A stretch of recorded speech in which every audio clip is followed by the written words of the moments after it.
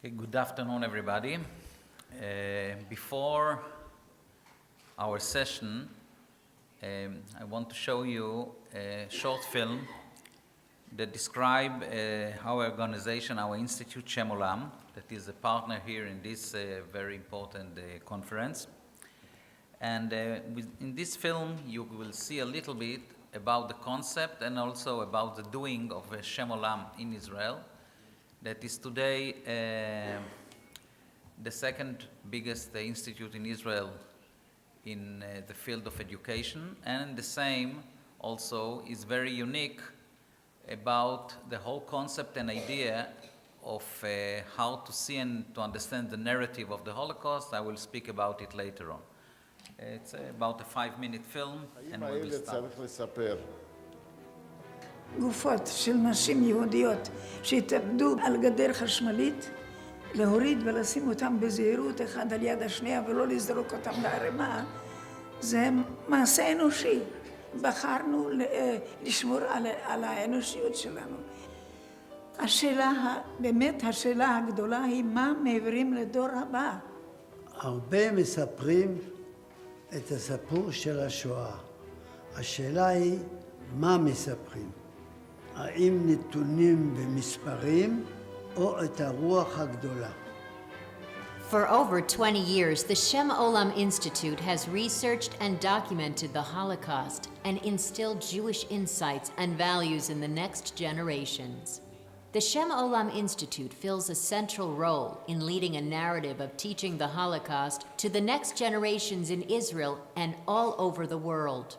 Various groups come to the Institute to observe the period, places, and events of the Holocaust with regard to the individual and the community, facilitating a deeper understanding of the struggle between a reality of destruction, evil, and degeneration, and a world of faith, ideas, ethics, and Jewish identity. The observation space is unique to the Shem Olam Institute. In this space, the visitor encounters the dilemmas and choices Jews face during the Holocaust through stories and personal belongings.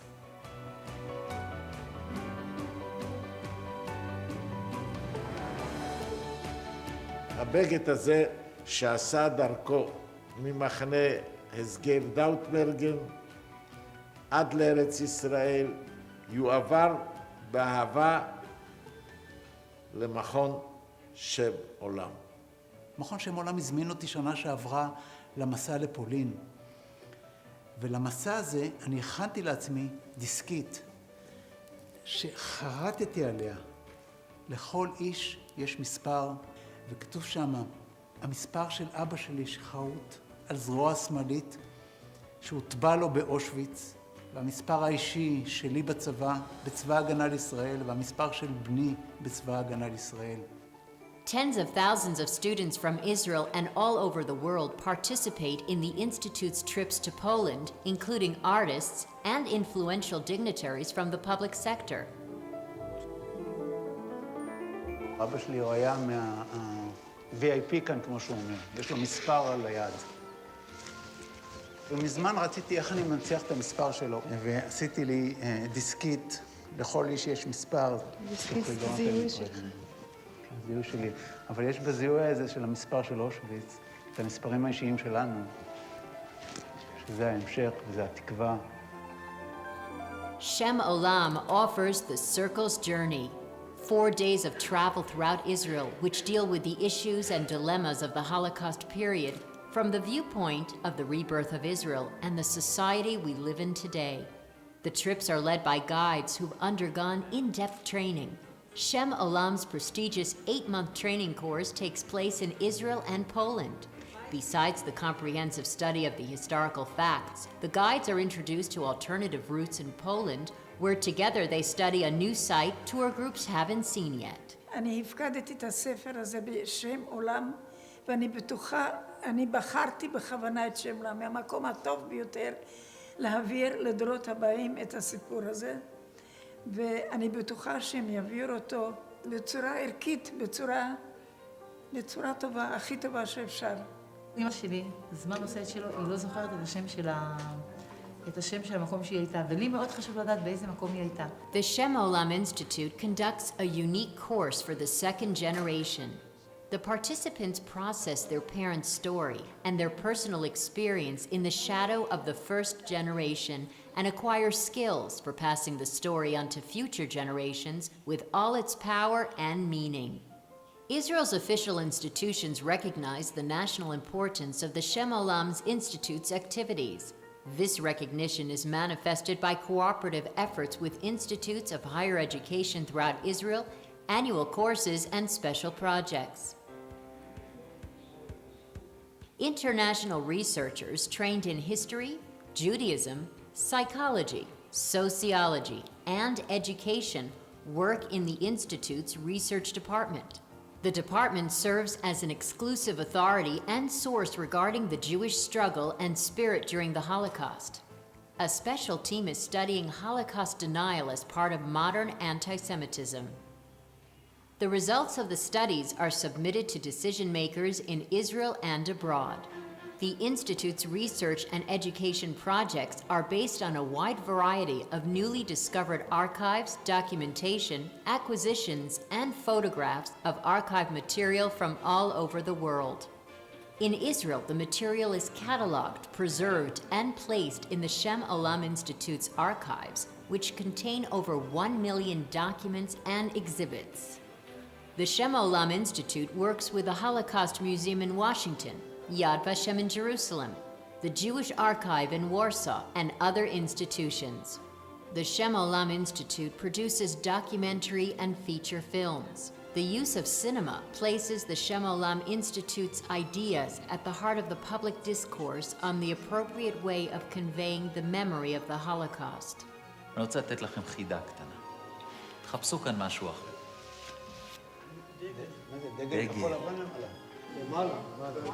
דגל כחול לבן. The Institute devotes special attention to Holocaust survivors' books. It publishes the books in collaboration with Israel's biggest publishers. כשהגיע כתב יד ממכון שם עולם ומהרב קריגר, הייתי בטוח שאני אוציא את זה. כי בכתבי יד שהרב קריגר שלח לי תמיד, יש שם לא רק סיפורים, לא רק עובדות, יש שם מסר, יש שם רוח, יש אמונה, יש מה שנוכל לספר לדורות הבאים. לכן החשיבות של הספרים האלו, הרגשתי כבוד להוציא את הספר הזה. בכלל, בכל הפעילות של מכון שם עולם. אם הייתי יכול, הייתי מוסיף את סיפור השואה כחומש שישי לחמשת חומשי התורה. בשואה יש סיפור של התנהלות של עם במציאות קצה שבקצה. יש בה טוב ורע, יש בה כיעור ויופי. יש בה עלייה של אדם אל המרום הרוחני והידרדרות של אדם אל התהום הנפשי. יש בה אמונה, יש בה כפירה. הסתכלות נכונה, לימוד נכון, נרטיב ראוי, יעצבו את הזהות של העם היהודי ואת ערכיו בעידן המודרני. אולי העולם כולו זקוק לכך. זה מה שאנחנו עושים בשם עולם קרוב ל-20 שנה. The Institute's public committee approved the plans for the Shem Olam Educational Center, which will feature complexes for the study, research, and dissemination of the concept of dealing with the fortitude of spirit manifested in the Holocaust. And I will give them, in my house and within my walls, a monument, better than sons and daughters. I will give them an everlasting memorial that shall not be cut off.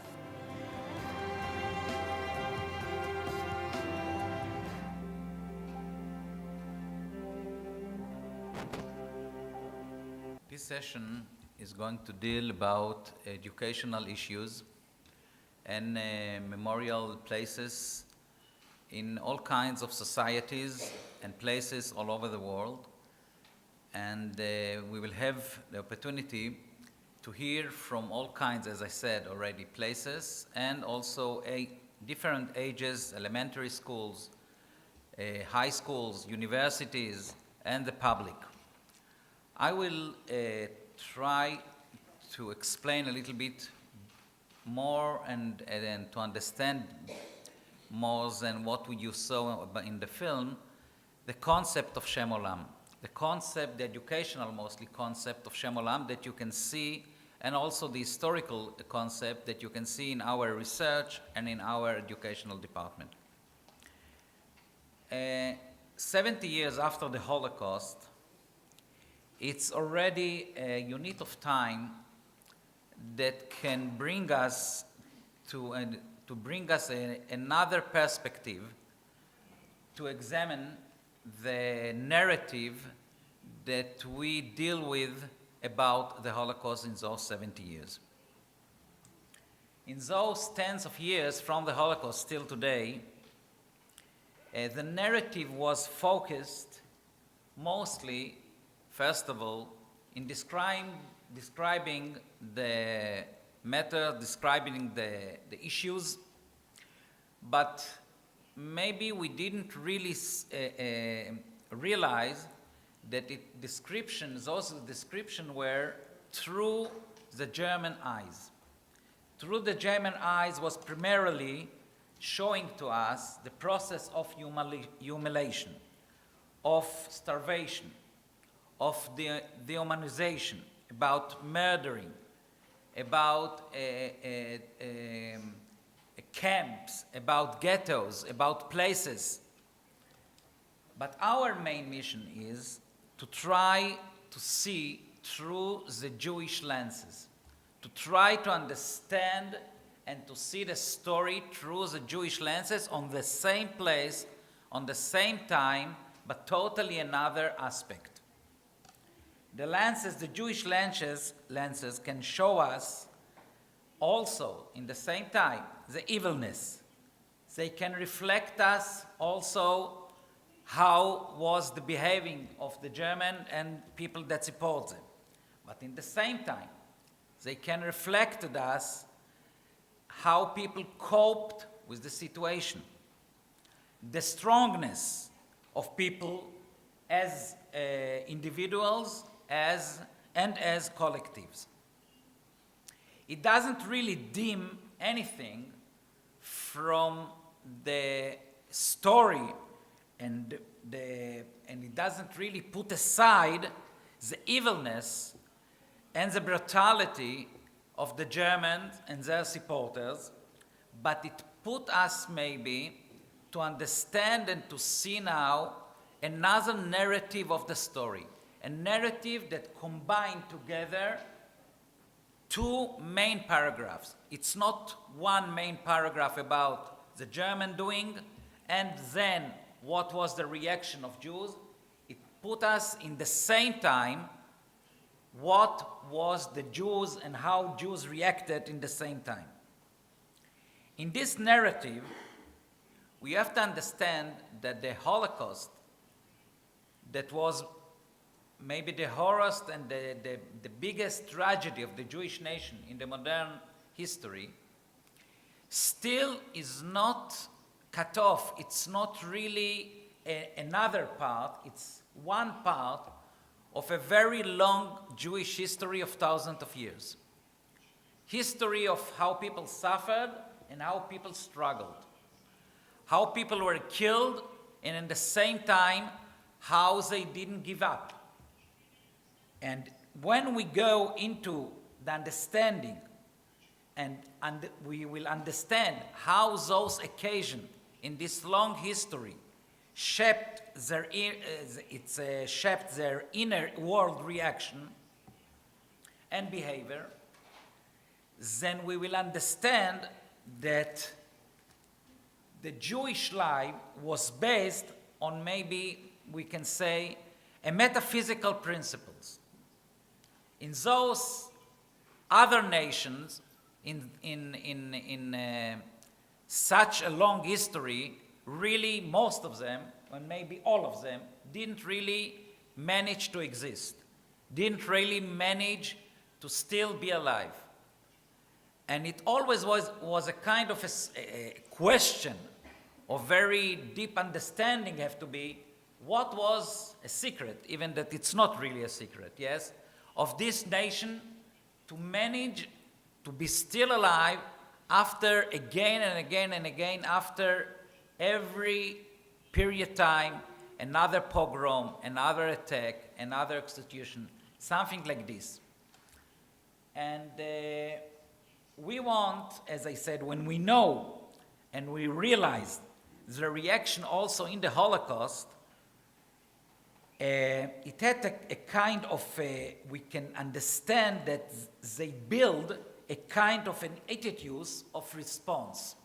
The Jews behaved during the Holocaust in the same, let's say, code, in the same codes that they used and behaved and reacted in their long history just before.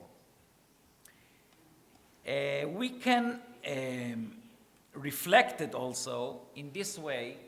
We can reflect it a whole world of their values, issues of values, issues of morality, issues of faith, or what we say in Hebrew, emunah, issues of theological response, spirituality, humanity, and mental strongness. This is maybe much more and can give us much more the understanding, really, how a person managed to survive or to cope. And maybe we have to say again and again to ourselves and to look about the Holocaust at the spiritual elements beyond the physical reality. And mostly we saw the thing that happened during the Holocaust as a physical reality thing, but it's not only this.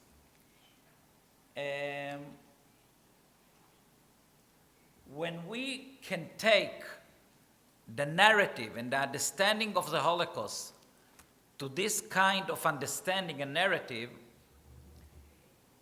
the history of the Holocaust is not only a really piece of history about what happened 70 years ago. It is something that we can take again and again about the inside power of a group of individuals or a group to cope with a tragedy, to cope and to struggle with a very, let's say, unusual situation. Unfortunately, I think that also in Israel, after the Holocaust, but also other nations, each one of them in their own time, had again and again something that they have to struggle to cope with the situation, an unusual situation. And we just heard in the session before about reaction of several nations, about something that is changing the atmosphere, the society. Something is going to be changed, and how and what is their reaction. And when you try really to take from the Jewish side of understanding the Holocaust, from those, as I said, lenses, those glasses, the Jews really, how they coped with the situation, it can give us something to understand, even for today and for tomorrow, how really we have to cope with a new situation in the world. Me, by myself, as a second generation, both of my parents were survivors from the Holocaust, from Poland. And when I start really to understand something about the Holocaust and to hear something about the Holocaust, almost I could really hear nothing about the tragedy. I could hear again and again about the powerful way that they handled the situation. They didn't call it a powerful way. I give this explanation to those, let's say, very simple daily things and reaction that they saw as a very simple thing, but in my eyes, it was something very in a high level of humanity, how a person, how a human being really can struggle with a situation. And I want to share with you a very short story that maybe can give us some explanation. I remember that my father was also about almost a half a year after the time of the ghetto. He was about a half a year in Auschwitz-Birkenau. One day came a person from Germany. He was an owner of a manufactory, was called Bissing-Worke. Bissing-Worke was a manufactory for trucks. And he wanted some workers, metal workers he needs, to this manufactory. And he had a permission to take out from Auschwitz-Birkenau 300 young fellows to take with him to Germany as workers. But he wanted to make each one of them an exam. Is he really understanding what he's going to do? He has to work in metal things. My father already was also before in some labor camps, and already he got some understanding also in this field. In the time in Auschwitz-Birkenau, in the barracks, he became very familiar and friendly with two people that they were brothers. One of them was called David, and the other one was called Tzvi. And they went, all of them, those three, this small group, to this guy to be asked those questions. He asked my father taught his two friends some things that he knew already, and he thought that he is going to ask them those and those questions. And he started asking my father some questions, and he managed to answering him well. He took a stamp with a star and put it on his forehead. After him went the older brother of those two brothers, David. He was asked almost the same questions, and he answered well, and again he got this stamp of the star of his forehead. And then later on went the younger brother, Tzvi, and he didn't manage to answer right. And he just threw him out of the line.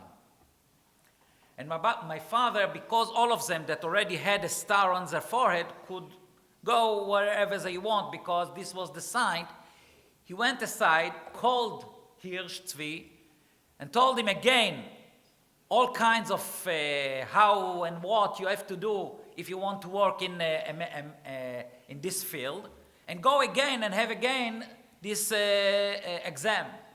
He went again and failed again. And my father was shocked. He went to his old brother of this tree and said, "What are we going to do?" And he said, "Nothing."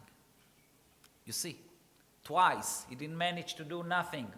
We have to understand it. We will have to leave Auschwitz without him. And my father said, "No, there isn't any chance to do so. I'm not going to give up." He made to Tzvi a sign to go to the toilets. You know, this was mostly the place that the Germans were afraid to go in. It was an ex-territory of Jews in Auschwitz-Birkenau. And he went into the toilet, and he made him a sign to breathe on his forehead in such a way that it will be a little bit wet. And he put his forehead, my father, to the forehead of Tzvi, and a part of the sign moved, of the stamp, moved to his forehead. And they went back to the group. The German finished the exam, and he started putting them on the trucks. But he started what? Counting them. And when he started counting them, finally he find what? That he has, instead of 300 people that he examined, he has what? 301. And he started shouting, "There is what's going on here?" And the German officer from Auschwitz said, you don't have a permission for 301, only for 300. One you have to take down. And he said, "No, you have a mistake. I'm sure. I examined only 300. I know exactly the number. And started the whole argument, and suddenly the officer from Auschwitz said, you know what? Doesn't matter. All of them, shorter or longer, they will be dead. Take them. And they went. I knew Hirsch years as a friend of my father. But you know what? I'll tell you the whole truth. As a second generation, always, I believed the story for sure. It was my father, yes, but I didn't believe it.